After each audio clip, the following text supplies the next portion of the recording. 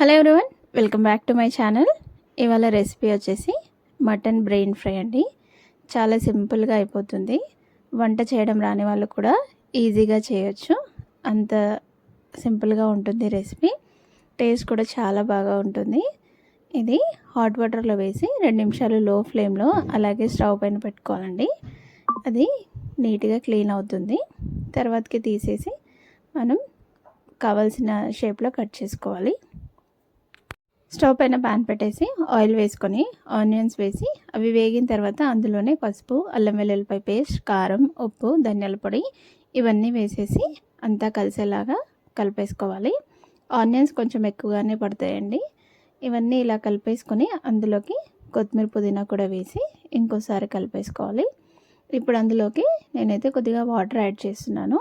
Water వేయడం వల్ల మనం వేసిన మసాలాలన్నీ ఈవెన్గా కలిసిపోతాయి.